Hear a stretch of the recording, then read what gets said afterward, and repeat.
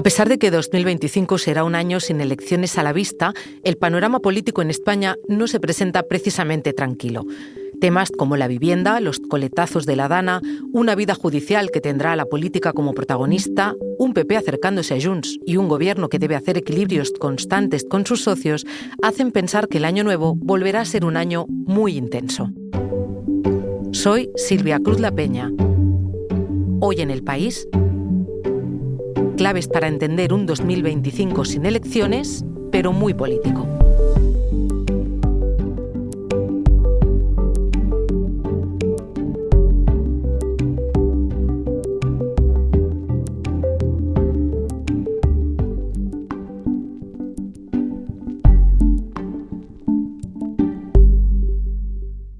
Hola Ángel. Hola Silvia, feliz año. Igualmente, Ángel Munarriz, periodista de la sección de Nacional en El País.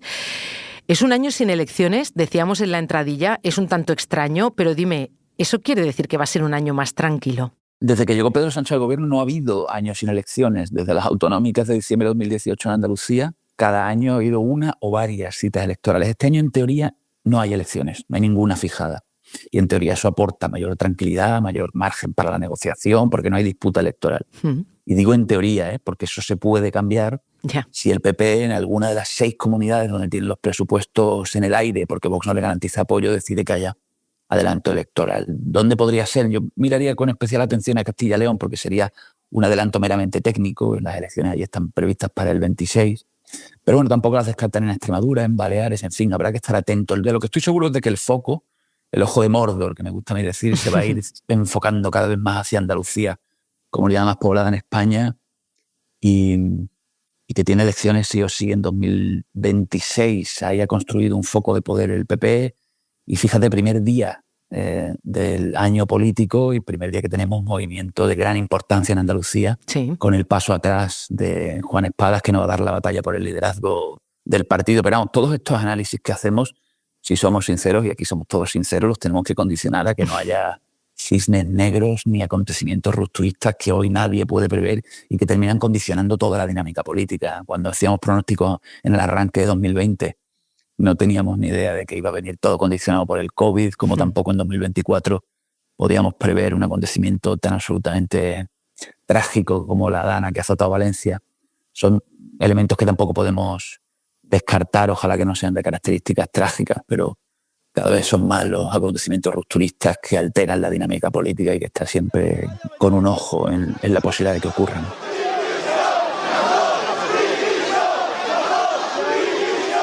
De eso precisamente quería preguntarte, de esos fenómenos que nos esperan, de esa Dana que sin duda marcó el 2024. Aquí estábamos oyendo ahora la tensa visita de los Reyes, de Sánchez, de Mazón, en noviembre, al lugar de la tragedia. Ángel, ¿va a seguir marcando de alguna manera este año político esa Dana? Bueno, la política española tiene una gran capacidad para quemar temas, pero la Dana y sobre todo el éxito o el fracaso de la reconstrucción, yo creo que sí va a servir como vara de medir al gobierno y a la Comunidad Valenciana, sobre todo en Valencia, con la herida de credibilidad que tiene el PP en la figura de Carlos Mazón, ¿no? Hasta ahora quien mejor ha capitalizado la Dana como problema político ha sido Vox, que ha salido reforzado en las encuestas, como detectó 40dB.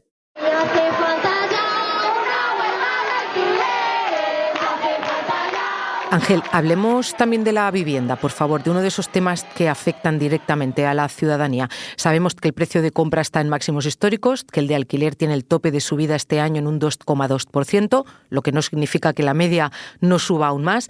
¿Qué va a hacer el Gobierno en este sentido? A pesar de que es una competencia compartida y que el Gobierno realmente tiene poco margen, se ha puesto el listón muy alto. El Gobierno sostiene que su ley es capaz de marcar la diferencia y se remite a unos datos que son ambivalentes de Cataluña, pero que parecen indicar que sí, que se pueden hacer cosas con una ley estatal.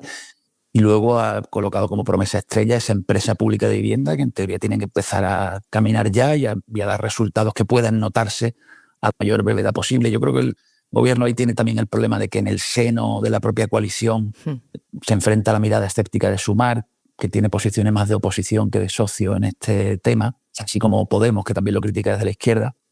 Y yo veo ahí un posible foco de conflicto dentro del gobierno que dificultaría, ¿no?, que se un discurso que resulte convincente sobre que se están produciendo logros. Sobre el papel, el PP no se va a quedar solo en el no, eso habrá que verlo. Ellos dicen que van a presentar un plan integral que ya esbozaron en octubre, que iba a liberalizar suelo, quitar burocracia, dar seguridad jurídica, luchar contra la ocupación. Pero bueno, no lo llegaron a desgranar porque la Guardia Civil publicó un informe sobre el caso Koldo que se llevó toda la atención. En teoría, en los próximos días o semanas el PP tiene que poner también su propuesta encima de la mesa. Y hablando de ese caso Koldo, Ángel, ¿cuánto va a condicionar a la tarea política la actividad judicial este año? Fíjate, cuando en 2018 toma el gobierno Pedro Sánchez, el principal problema nacional es el problema territorial. En 2024 nos encontramos con ese problema mitigado, con la pérdida de la mayoría independentista en Cataluña. El gobierno hubiera querido hablar mucho de ese éxito en el plano territorial y de los buenos datos macroeconómicos, pero todo ha quedado opacado por la agenda judicial. Begoña Gómez, José Luis Ábalos, que yo creo que es el que tiene mayor recorrido, no deja de impactar en un exministro del gobierno y alto dirigente del PSOE, y ahora, a última hora, el caso del fiscal general, ¿no? Serraz y Moncloa coinciden, ellos quieren un año normal y utilizan esta palabra. Queremos que sea un año normal, salir de la excepcionalidad permanente en la que el PP y Vox quieren instalar la legislatura, y que hablemos de retos concretos, de medidas, de resultados. El PP ya avanza que le va a recordar día a día que hay casos de corrupción a su alrededor. Yo creo que el que más recorrido tiene, creo, me puedo equivocar, pero el que se prevé una instrucción más larga y que difícilmente veremos un archivo a corto plazo del caso Koldo o Ábalos. Luego, el caso Begoña Gómez y el fiscal general, yo creo que son instrucciones más envueltas en incógnitas. Seguramente que va a tener un desgaste el gobierno con estos asuntos judiciales que comentas y también, por supuesto, con ese equilibrio interno del que ya has hecho mención antes.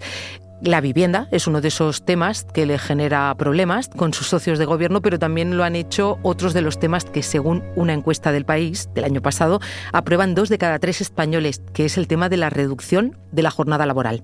El acuerdo que presentamos hoy no es un acuerdo más. Créanme, no es un acuerdo más. Es un avance civilizatorio que hace progresar a nuestro país. La reducción de la jornada laboral es un tema prioritario para Sumar. Responde a un compromiso adquirido con el PSOE en 2024, que a la vez ya ha abierto un frente dentro del gobierno. Ya lo abrió el año pasado y ahora parece que se está recrudeciendo. Yo creo que es previsible que veamos a un Sumar más revoltoso, más exigente, con mayor interés en marcar perfil. Hay que tener en cuenta que tiene la presión permanente de Podemos, que no va bien en las encuestas. Yo creo que lo vamos a ver muy activo en lo que son sus temas, es decir, reducción de la jornada laboral, por supuesto, subida del salario mínimo, estas sanciones que podrían imponerse de consumo a las plataformas de pisos turísticos, y también exigiéndole mucho al PSOE en temas que son carteras socialistas, pero que son importantes para el electorado de Sumar, como por ejemplo en vivienda. Vamos a ver a Sumar también intentar construir un discurso y una iniciativa propia en el ámbito del feminismo, con su propuesta de blindar el aborto en la Constitución. Es decir, en general creo que vamos a ver un Sumar que ha interiorizado plenamente que en su relación con el PSOE los trapos sucios, y lo entrecomillo, no se pueden lavar en casa, sino que hay que hacer visibles las discrepancias para que se visibilice que son conquistas, logros y propuestas de Sumar. Ahora seguimos hablando de ese equilibrio y de cómo va a intentar mantenerlo el gobierno, Ángel, pero dame un momento, enseguida volvemos.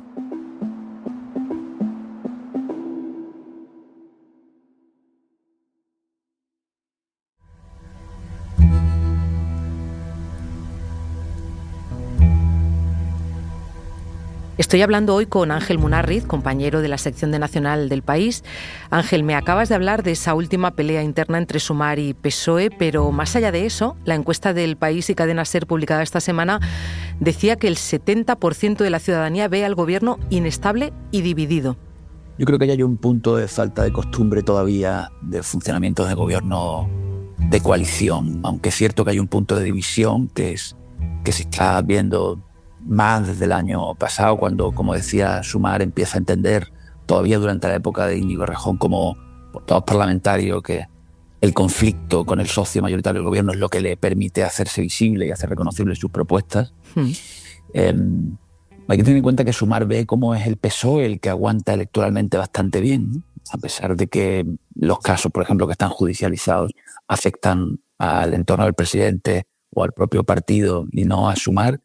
El que sufre el retroceso electoral es Sumar. Y mientras tanto el PSOE, tanto en urna como en encuesta, aguanta bastante bien. Y en cambio Sumar, yo creo que podríamos decir que ha entrado en barrena. Es decir, julio de 2023, el capital político acumula Yolanda Díaz, 31 diputados, decisivo para cualquier mayoría que haga presidente a Pedro Sánchez, reeditas gobierno.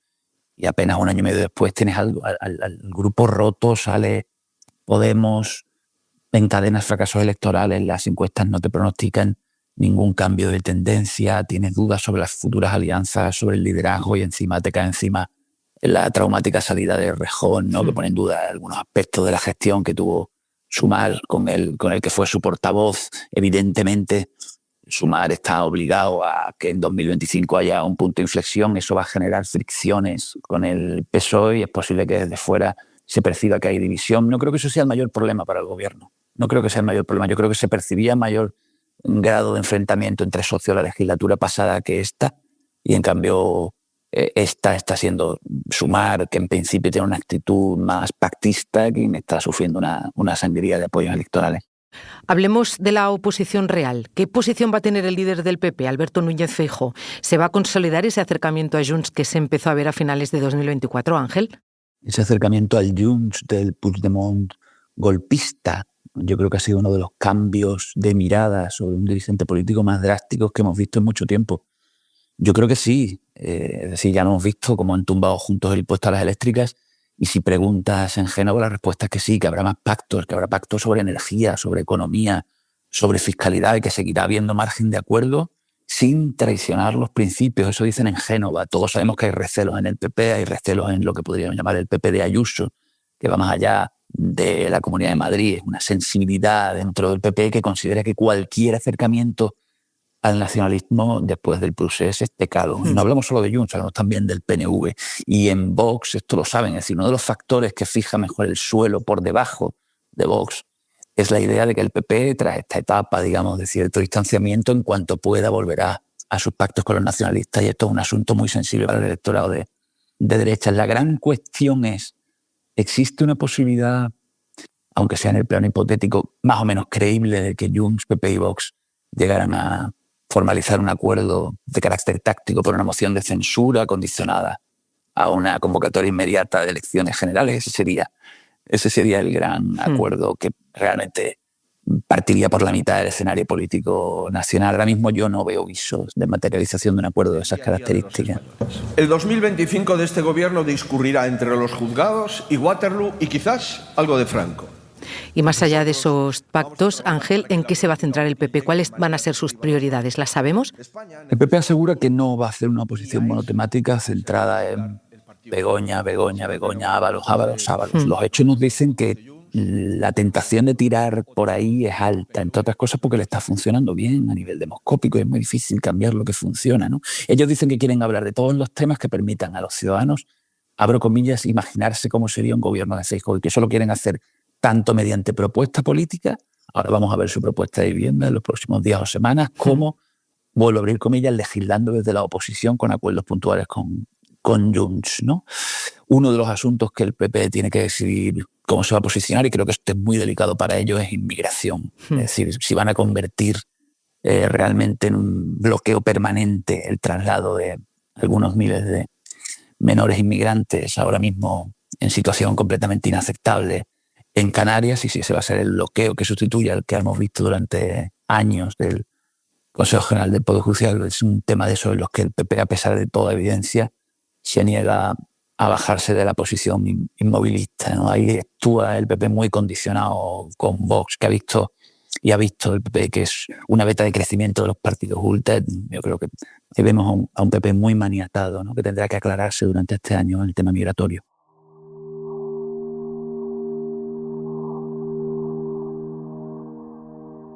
No puedo dejar de mirar otra vez al barómetro del País y Cadena SER, que le da a la extrema derecha 1 de cada 6 apoyos. Eso quiere decir que el bloque de la derecha y extrema derecha sería ahora mismo más fuerte que el de la izquierda y centroizquierda. ¿Sabemos qué estrategia tiene Vox para 2025? Vuelvo a rescatar una frase de la anterior respuesta. Es muy difícil cambiar lo que funciona. En 2024 Vox adoptó una estrategia que le ha funcionado. O sea, Vox venía de horas bajas, ¿eh? Sí. Vox venía de la salida de Espinosa, de los Monteros, de un clima de incertidumbre sobre su proyecto, incluso de algunos leves cuestionamientos del liderazgo de Santiago Abascal, ¿no? Además, tras no coger la ola ultra de las europeas, en el que el resultado de Vox, si lo comparas con el de partidos hermanos en otros países, fue un resultado discreto, hubo quien empezó a mirar a Vox como quizá un proyecto fallido. Y ahí hace un doble movimiento Vox. En primer lugar, se sale de los gobiernos autonómicos y en segundo lugar, cambia de pareja de baile en Europa. Cambia a Meloni por Orbán, lo cual significa irse incluso a la periferia de la ultraderecha. Si tenemos que hacer un balance de esas dos decisiones, estrictamente en términos electorales, vemos a Vox reforzado. Es decir, vemos a un Vox más antisistema y más xenófobo, al que le ha ido bien, y vemos a un Vox que sale también reforzado de la DANA con su discurso de que estamos en un estado fallido.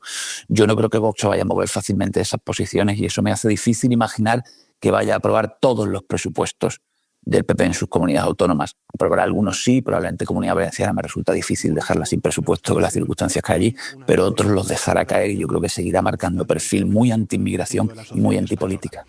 Y es que a lo largo del año 2025 el Gobierno va a impulsar la conmemoración de los 50 años de lo que vamos a llamar España en libertad. Y hablando de extrema derecha, Ángel, este año tenemos el 50 aniversario de la muerte de Francisco Franco. Sobre el papel, la iniciativa del Gobierno tiene lógica democrática.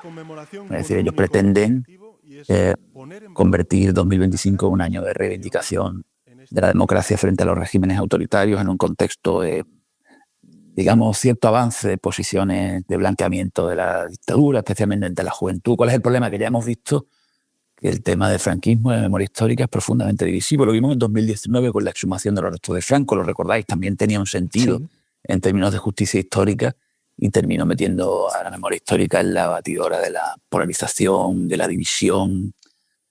Es difícil que 2025 le salga al Gobierno como afirma que le quiere salir, ¿no? Con un año pedagógico, con un año de difusión de valores democráticos, cuando tienes a dos partidos con gran capacidad para condicionar la agenda mediática que desde el minuto uno te están diciendo que esto es desenterrar viejos rencores. Cuanto más aparato académico, más aparato historiográfico, científico tengan los actos, creo que mejor para los propósitos que se ha fijado el Gobierno. Ángel, y uno de esos temas que siempre vuelve y no acaba de concretarse, ¿tendremos presupuestos? ¿Hay alguna esperanza? Lo que no hay desde luego es ninguna garantía, pero tampoco es descartable, ¿no? Todos los grupos han fijado, van a ser exigentes, pero yo creo que hay que estar especialmente atento a dos. Podemos, que hace una petición realmente de difícil encaje de que el Gobierno haga una bajada del 40% de los alquileres, eso además de la ruptura con Israel, y como condición previa un impuesto permanente a las energéticas que no sé si el Gobierno puede aprobar y que desde luego no creo que el Congreso convalidara. Bien. Y Junts, que no se sabe muy bien qué quiere, lo quiere todo.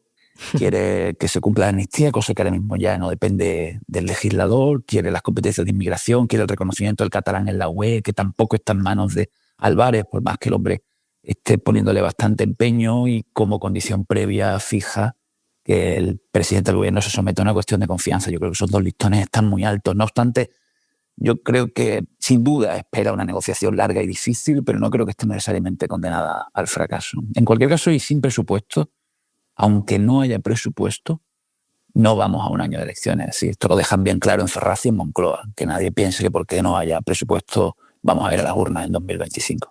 Y mirando un poquito hacia afuera, y para terminar, Ángel, para no quedarnos mirando solo hacia adentro, Donald Trump vuelve en unos días a la Casa Blanca. ¿Nos impacta de verdad fuertemente o deberíamos estar más preocupados como país por otros escenarios internacionales?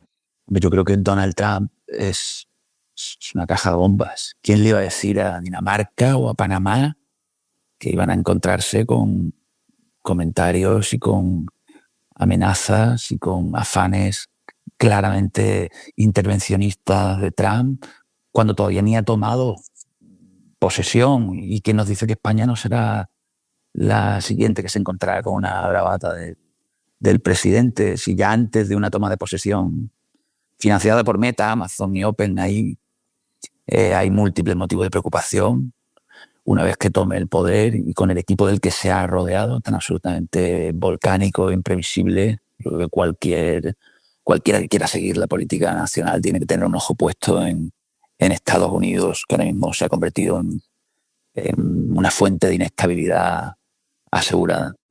Sospecho, Ángel, que ya sea por la injerencia de Trump o Elon Musk, por la estrategia de la oposición o por ese equilibrio interno del que me estabas hablando, vamos a volver a hablar muy pronto. No, ojalá. Me encanta hablar con vosotros. Gracias. Un abrazo.